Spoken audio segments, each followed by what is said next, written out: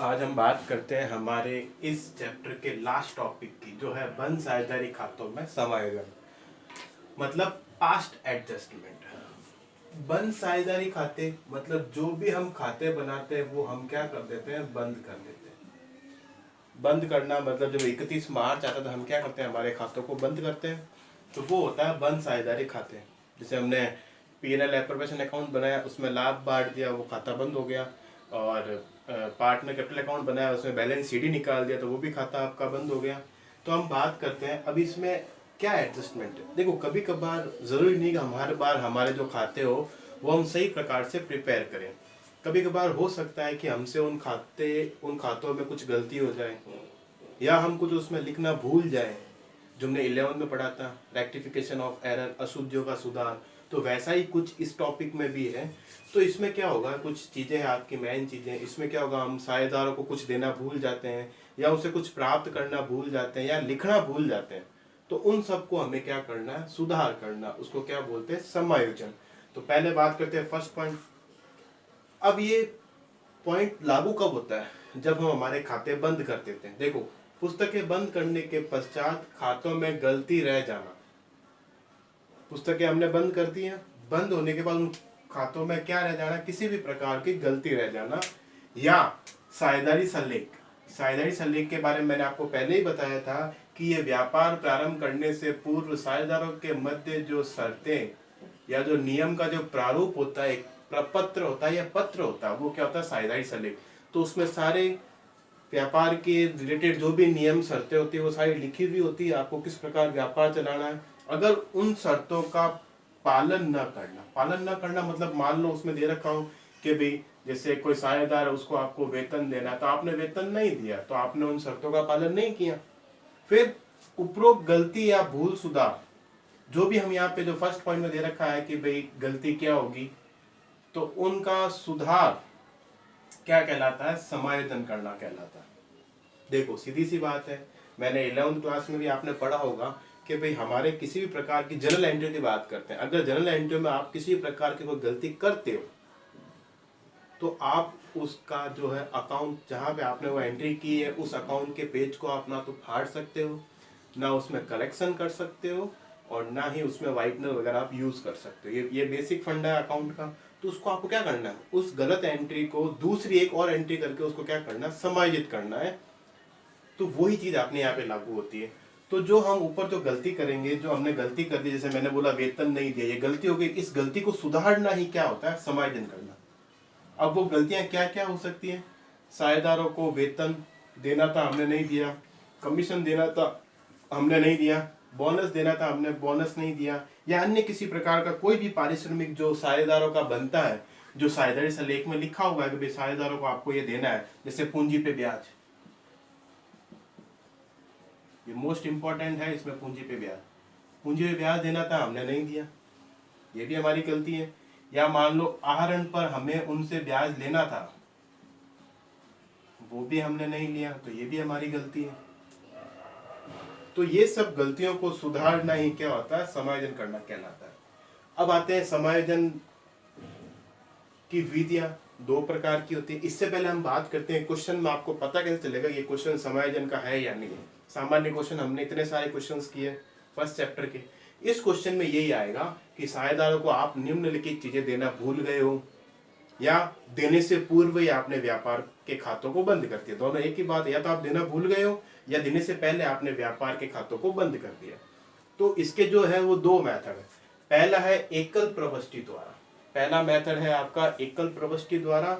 दूसरा है लाभ हानि समायोजन खाता खोलकर। लाभ हानि वो नियोजन खाता था, P&L एप्रोप्रिएशन, ये है लाभ हानि समायोजन खाता, उसके जैसा ही बनेगा। फिर हम बात करते हैं एकल प्रविष्टि। देखो, एकल प्रविष्टि का मीनिंग निकाले। एकल प्रविष्टि मतलब एक प्रविष्टि। आपको इस क्वेश्चन में सॉल्व करके आपको सिर्फ एक जनरल एंट्री करनी है, जिसको बोलते हैं एकल प्रविष्टि। इसके लिए आपके 3 स्टेप है।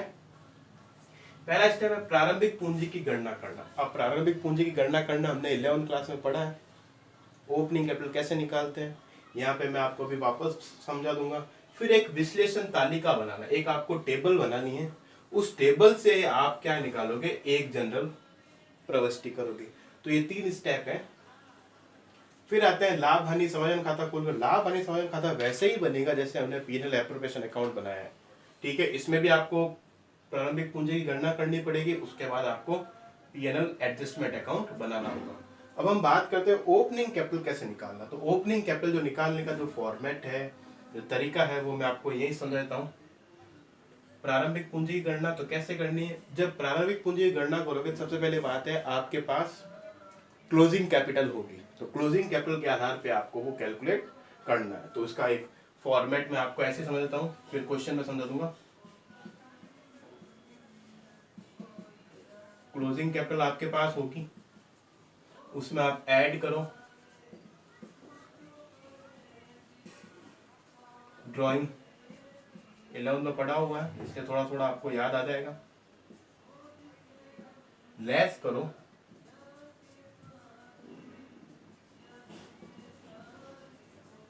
नेट प्रॉफिट, इससे जो भी आएगा वो आ जाएगी आपकी ओपनिंग कैपिटल।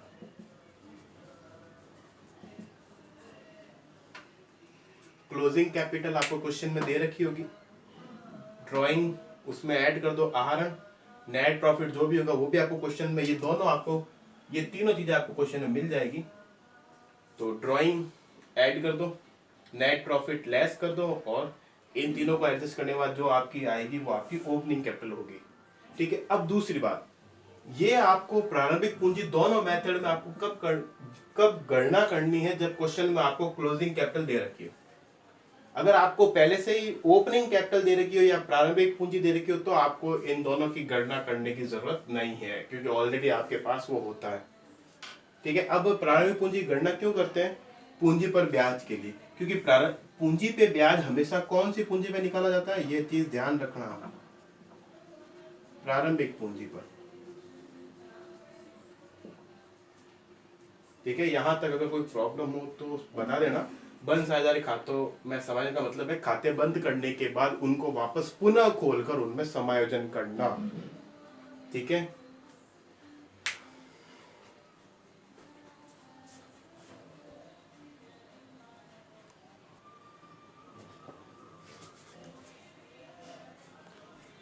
अब हम बात करते हैं पहले मेथड के आपके प्रश्न की, उसका क्वेश्चन जो है उसकी बात करते हैं।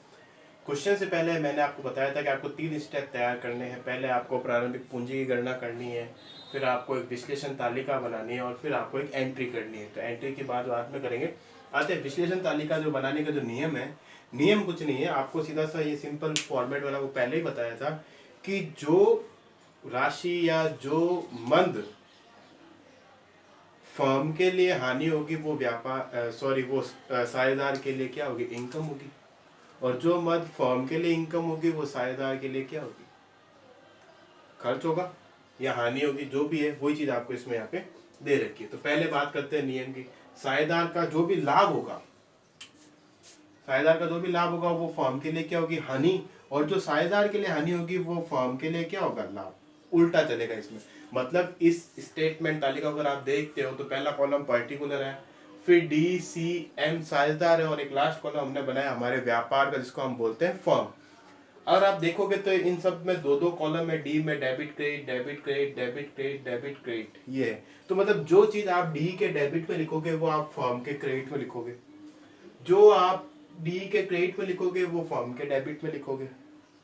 मतलब जो आप साझेदार को डेबिट में लिखोगे वो फर्म के क्रेडिट में आएगा, और जो आप साझेदार के क्रेडिट में लिखोगे वो फर्म के डेबिट में आएगा, हमेशा रिवर्स चलेगा। तो यही है, देखो यहाँ पे मैंने बताया जो राशि साझेदार के क्रेडिट साइड में, साझेदार के क्रेडिट साइड में लिखी जाएगी वह फर्म की डेबिट साइड में लिखी जाएगी। जो आप साझेदार के क्रेडिट में लिख रहे हो वो फर्म के डेबिट में लिखी जाएगी, तथा जो राशि साझेदार के डेबिट साइड में लिखी जाएगी वह फर्म की क्रेडिट साइड में, मतलब रिवर्स चलेगा। तो ये हम बात करते हैं क्वेश्चंस की। क्वेश्चन है CDM एक फर्म में 2:2:1 के साझेदार हैं, उनकी पूंजी 31 मार्च 2019। देखो सबसे इंपॉर्टेंट चीज 31 मार्च की पूंजी देने की। 31 मार्च का मतलब क्या होता है, ओपनिंग या क्लोजिंग, क्लोजिंग। आपको हमेशा डेट का ध्यान रखना है। अगर डेट आती है आपकी अप्रैल 1 या जनवरी 1। तो ये जो चीजें होती है ये किसकी होती है? ओपनिंग। अगर आपको अप्रैल 1 या जनवरी 1 की पूंजी देने की तो आपकी ये पूंजी कैसे की? ओपनिंग। उस समय आपको ओपनिंग पूंजी निकालने की या ओपनिंग कैपिटल निकालने की आपको जरूरत नहीं पड़ेगी। या डेट आती है आपकी मार्च 31 या दिसंबर 31। तो ये हमेशा कौन सी डेट होती है? क्लोजिंग। तो इस दिन जो भी आपको पूंजी मिलेगी वो हमेशा आपकी कौन सी क्लोजिंग कैपिटल होगी, ये चीज आप ध्यान में रखना। तो कैपिटल क्लोजिंग है तो आपको ओपनिंग निकालनी पड़ेगी। ओपनिंग कैपिटल आपको कब निकालनी है? जब आपको क्वेश्चन में आप पूंजी पे ब्याज देना भूल जाते हो तो ही निकालना, वरना आपको निकालने की जरूरत नहीं है। इनकी पूंजी 48,000, 38,000 और 24,000 थी। व्यापार का लाभ 40,000 रुपये हुआ, जिसे बांटने वह खाते बंद करने के पश्चात, मतलब आपने लाभ को बांट भी लिया है और खाते आपने बंद भी कर दिए हैं। तो बंद करने के पश्चात पता चला कि पूंजी व आहरण पर 10% ब्याज दिया जाना था परंतु देना भूल गए। दो चीज आप देना भूले हो, पहले पूंजी पे ब्याज और आहरण पे ब्याज। कितना देना था? 10% जो आपको दिया जाना था परंतु आप देना भूल गए। आगे लाइन, या खाते बंद करने के पश्चात, कोई भी पॉइंट आप इसमें देख सकते हो। आहरण पर ब्याज देखो आपको निकालने की जरूरत नहीं, क्वेश्चन ने आपको आहरण पे ब्याज खुद दे दिया 80 रुपए, 60 रुपए और 30 रुपए। तो आपको इसमें निकालने की जरूरत नहीं है। फिर अपन दे रखा उपरोक्त समायोजन कर एक जनरल प्रोविजन, मतलब आपको सिर्फ एक सिंगल एंट्री करनी है और सिंगल एंट्री बिना विश्लेषण तालिका के नहीं होगी, ये चीज ध्यान रखना। अब करना कैसे? जो आप देना भूल गए वो आप टेबल में लिख दो। और दूसरी बात आपको एक इंपॉर्टेंट चीज ध्यान रखनी, वो चीज व्यापार के लिए क्या और साझेदार के लिए क्या। अगर साझेदार के लिए अगर आय होगी तो व्यापार के लिए खर्च होगा, अगर साझेदार के लिए खर्च होगी तो व्यापार के लिए आय होगी, उल्टा रिवर्स चलेगा, ध्यान रखना। तो ये हम बात करते हैं इसी के आगे। तो पहला आपको क्या देना है? पूंजी पे ब्याज। तो जो देना है वो लिख दो। पूंजी पे ब्याज क्या बोलते हैं? Interest on capital. साझेदारों के लिए इंटरेस्ट ऑन कैपिटल, मैंने पहले बताया इंटरेस्ट ऑन कैपिटल जो है वो हमेशा ओपनिंग कैपिटल या प्रारंभिक पूंजी पे निकाला जाता है। तो प्रारंभिक पूंजी आपको कैसे निकालनी है मैंने यहाँ पे फॉर्मेट बना दिया है। पहले बात करते हैं क्लोजिंग कैपिटल। इनकी क्लोजिंग कैपिटल क्या है? 48,000, 38,000 और 24,000। ड्राइंग आहरण, आहरण हमें यहाँ पे कहीं नहीं दे रखा, ये आहरण पे ब्याज है, आहरण नहीं है। तो आहरण नहीं दे रखा तो डैश कर दो, मतलब हमारे पास आहरण उपलब्ध है ही नहीं। अब बात करते हैं लाभ। लाभ कितना हुआ? 40,000। 40,000 लाभ हुआ तो ये तो पूरे व्यापार का लाभ है, फर्म का लाभ है। तो ये ना सिर्फ एस का है, ना सॉरी ना सिर्फ डी का है, ना सी का है, ना एम का है, तीनों का कंबाइंड है। तो तीनों का कंबाइंड जुड़ा हुआ लाभ है। तो कैसे बांटते हैं अपन? अनुपात में। तो इसी लाभ को आप 2-2-1 में बांट दो। तो बांटोगे तो क्या आएगा? इसका आएगा आपका 16,000, इसका भी 16,000 और इसका आएगा आपका 8,000। आप अनुपात में बांटना मैंने आपको बता दिया है, फिर भी कोई समस्या हो तो पूछ लेना। पीछे क्या बचेगा? 48,000 में से 16,000 गए, कितने बचे? 32,000। 38 में से गए तो 22,000 और ये आपका बचा 16,000। ये जो आगे ये आ गई आपकी ओपनिंग कैपिटल। कितनी आ गई? ओपनिंग पूंजी। अब आपको पता है ओपनिंग कैपिटल कितनी है? 32,000, 22,000 और एम की आई 16,000। अब इस पे कितना परसेंट ब्याज देना है? 10%। तो कोई भी अगर हम बात करते हैं किसी भी का आपको 10% निकालना हो तो 11 तो मैंने आपको बता रखा, पीछे वाला एक जीरो हटा दो, नहीं तो यहाँ पे निकाल लो पूंजी पे ब्याज। पहला कौन है? डी। डी की पूंजी कितनी है? 32,000। सीधा इसका 10% निकाल लो, क्या आ जाएगा? 3200। सी की पूंजी है 22,000। 22,000 का 10% क्या होता है? 2200 और ये है एम। एम की पूंजी है 16,000। 16,000 का 10% क्या होता है? 1600। अब पूंजी पे ब्याज जो साझेदारों के लिए फायदा होता है क्योंकि उनको उनके पूंजी पे ब्याज मिल रहा है, लेकिन वही व्यापार के लिए क्या होता है? हानि होती है। तो जब साझेदार के लिए फायदा है तो क्रेडिट और व्यापार के लिए हानि तो डेबिट। तो देखो डी को कितना ब्याज मिल रहा है? 3200, ये 3200 रुपए क्रेडिट में लिखना है क्योंकि इसके लिए फायदा। सी के लिए भी फायदा, सी भी साझेदार है। कितना ब्याज है? सिर्फ ब्याज लिखना, ब्याज की राशि, पूंजी नहीं लिखनी है। फिर एम का है 16। अब फर्म ने इन तीनों को ब्याज दिया है तो फर्म के लिए तो नुकसान कितना हुआ? इनको जोड़ोगे 3, 5, 6, 7,000 रुपए। कितनी हानि हुई? 7,000। तो किस साइड लिखोगे? डेबिट साइड में, क्योंकि जो पार्टनर के क्रेडिट साइड में आएगा वो फर्म के डेबिट साइड में आएगा। क्यों? क्योंकि जो पार्टनर के लिए या साझेदार के लिए आय है, वो व्यापार के लिए या फर्म के लिए खर्च है। पहला पॉइंट हो गया। दूसरा क्या भूल गए आप? आर पर ब्याज, तो interest on drawing. Interest on drawing partner के लिए क्या होता है? हानि होती है, क्योंकि वो अपने निजी उपयोग के लिए व्यापार से पैसे निकालते हैं, तो कुछ टाइम बाद वो क्या करते हैं, वो पैसा वापस ब्याज सहित जमा करवाते हैं। तो व्यापार के लिए तो फायदा है, क्योंकि व्यापार को ब्याज सहित पैसा मिल रहा है। तो साझेदार के लिए हानि है, तो आपको ये निकालने की जरूरत नहीं है, क्वेश्चन ने खुद ने दे रखा है 80, 60 और 30। तो डी के लिए क्या हानि, कितने रुपए? 80 रुपए। सी के लिए 60 रुपए और इसके लिए 30 रुपए। ठीक है, तो टोटल व्यापार के लिए देखो, फॉर्म पार्टनर के डेबिट में लिखा, तो फॉर्म के कहा जाए क्रेडिट साइड कितने रुपए? 170 रुपए। दो चीजें जो हमने देनी थी हमने दे दी। यहां तक कोई समस्या हो तो आप पूछ लो, कोई प्रॉब्लम नहीं है। फिर इसके बाद हम बात करते हैं, अकाउंट को आप थोड़ा क्लोज कर दीजिए।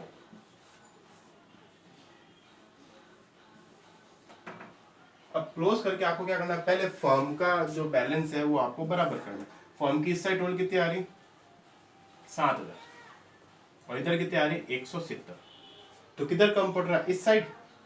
तो इस साइड भी क्या होनी चाहिए? 7000 होनी चाहिए। कितनी कम पड़ रही है आपकी? 6830 रुपए। कितनी कम पड़ रही? 6830 रुपए। जो आपने 6830 रुपए यहाँ पे लिखे, इसके जस्ट सामने आप लिख दो प्रॉफिट एंड लॉस एडजस्टमेंट, क्योंकि आप एडजस्टमेंट ही तो कर रहे हो। और जो ये आपका हानि, जो ये डिफरेंस आया 6830, ये आपको साझेदारों में जो उनका अनुपात है 2-2-1 में आपको बांटना है। डिफरेंस आया, दोनों का डिफरेंस निकाला। क्रेडिट साइड आया तो पार्टनर के डेबिट साइड बांटना। ध्यान रखना, क्रेडिट साइड आया तो डेबिट साइड बांटना है। अगर ये डेबिट साइड आता तो पार्टनर के क्रेडिट साइड में बांटोगे। किसमें बांटोगे? इनके लाभ हानि अनुपात में। तो बांटोगे तो आप 6830 को जब आप इनके अनुपात 2-2-1 में बांटोगे, तो बांटने से क्या होगा, जो आपका आएगा आंसर वो मैं बता देता हूं आपको। जो आएगा वो ये होगा, एम का आएगा आपका 1366 क्रेडिट साइड में, तो मैंने कहा लिखा है डेबिट साइड में। सी का आएगा आपका 2732 और इसका भी आपका 2732 ही आएगा, क्योंकि दोनों का बराबर है। ये आपका, यहां तक ध्यान रखना। जो चीज आपको देनी है वो दे दो पहले, फिर फॉर्म की दोनों साइड बराबर करनी है। फॉर्म का जो डिफरेंस आएगा दोनों साइड में, वो पार्टनर के ऑपोजिट साइड में बांटना। डेबिट का क्रेडिट में, क्रेडिट का डेबिट में। अब आपको यहाँ इसके बाद आपको क्या करना है, सामान्य से आपको टोटल लगानी है। इसके टोटल क्या आ रही है? देखो इसके टोटल क्या आ रही है आपकी? 2812 रुपए। इसके आपके 3200। देखो सामान्य टोटल लगा रहे हैं नॉर्मल, ये आ जाएगी आपकी 2792। ये आपके 2200 रुपए। ये आ जाएगा आपके 1396। ये आ जाएगा आपका 1600। हो गया यहाँ तक? यहाँ तक होने के बाद आपको क्या करना है, देखो मैं कुछ, यहाँ तक होने के बाद आपको क्या करना है, जो तीनों साझेदार है उनका आपको डिफरेंस निकालना। जैसे बात करते हैं डिफरेंस कैसे, डी की बात करते हैं, डेबिट और क्रेडिट में से कौन सी बड़ी है? क्रेडिट बड़ी है। बात करते हैं डी का, कौन सी साइड बड़ी है? Credit side. कितनी बड़ी है? जब आप डिफरेंस निकालो, डिफरेंस आपका आएगा 388 रुपए। बात करते हैं सी। सी की दोनों साइडों से कौन सी बड़ी है? सिंपल सी बात है, डेबिट बड़ी है। डेबिट बड़ी है, कितनी बड़ी है? अगर इसका आप डिफरेंस निकालो तो आपका आएगा 592 रुपए 92। अब बात करते हैं एम। एम की दोनों में कौन साइड बड़ी है? भाई ये सीधी सी बात है, क्रेडिट बड़ी है। कितनी बड़ी है क्रेडिट? 204 रुपए। ये आया आपका। जब मैंने डिफरेंस निकाला था आपका ये आया। डिफरेंस आने के बाद आपको इसको जनरल एंट्री करनी है, जो मैं अभी आपको करके बता रहा हूँ। छोटी सी जगह पे एंट्री, आप जो 11th में करते थे एंट्री, आपको वैसे ही करनी है। एंट्री में कोई चेंज नहीं होगा। देखो ये एंट्री, ये आपका मेन आंसर है इसका। एंट्री कैसे? देखो सी क्या हो रहा है? डेबिट, और डी और एम क्या हो रहा है? क्रेडिट। तो सी डेबिट और सी को डेबिट कर दो। कैसे लिखोगे? सी कैपिटल अकाउंट डेबिट कितने? 592 रुपए। डी क्या हो रहा है? क्रेडिट हो रहा है। डी इज कैपिटल अकाउंट कितने? 388 और एम भी क्या हो रहा है, क्रेडिट हो रहा है 204। ये हो गई आपकी एडजस्टमेंट एंट्री, ये हो गई आपकी एडजस्टमेंट एंट्री। ये आपका आंसर है इस टॉपिक का। कोई भी समस्या हो वापस पूछ लेना। इसमें जो लास्ट टॉपिक देखो, पहले साझेदारों को जो देना था हमने दे दिया, जो साझेदारों को क्रेडिट में लिखा वो फर्म के लिए डेबिट होगा, और जो साझेदार के डेबिट में लिखा वो फर्म के लिए क्रेडिट होगा। जो देना था वो हमने दे दिया, जो हमारी गलती थी उसको देने के बाद फर्म के दोनों साइड की टोटल करो। इस साइड टोटल आपकी 7,000 आ रही थी, इस साइड 1,70,000 सॉरी 170 आ रही थी। तो जब हमने देखा इस साइड कम पड़ रहा है, कितना कम, 6,830, इसको साझेदारों को उनके अनुपात में बांट दिया। अनुपात क्या है, 2-2-1। आपको 6,830 रुपये जो डिफरेंस आया था वो साझेदार कौन है आपके, DCM में आपको 2:2:1 में बांटना है। बांटने से आपका आंसर आया, इसका आया 1,366, इसका आया 2,732 और इसका भी आपका आया 2,732 रुपये। तो ये फर्म के डेबिट साइड में, तो पार्टनर के सॉरी फर्म के क्रेडिट साइड में, तो पार्टनर के डेबिट साइड में आ जाएंगे। फर्म के क्रेडिट साइड है, पार्टनर के डेबिट साइड। अब आप नॉर्मली इस सब की टोटल लगा लो। टोटल लगाने के बाद देखो फर्म के दोनों साइड तो ऑटोमेटिक हमने बराबर की है, तो इसका तो कोई मैटर ही नहीं है।